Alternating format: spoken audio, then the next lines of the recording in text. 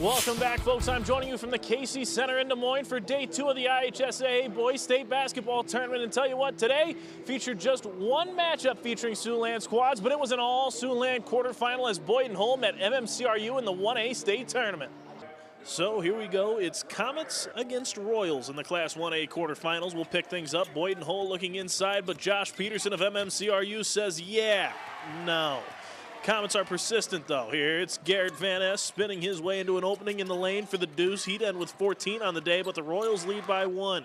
And MMCRU would extend that lead. Here's Eli Schlenger, and the hash Schlenger slasher slings home a trifecta to make it a 4-point Royal lead. Schlenger would end with 14. Comets not going anywhere, though. Tyler Potabom twisting and turning through the air to get this shot to go here, as this is a close battle early at the Casey Center, but the second half would be a different story. Michael Schmillen hits this thing from Cleghorn, and the MMCRU Royals are dancing into the semifinals with a 58-39 win. That's the first time we've beaten Boynton Hull in any school's history, so that's a big win for us, especially after they knocked us out last year.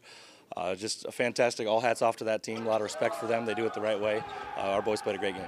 It was crazy. Right when I walked in here to the gym and looked up, there's the whole crowd is covered in blue, but just having their back, just knowing I can have confidence and do whatever.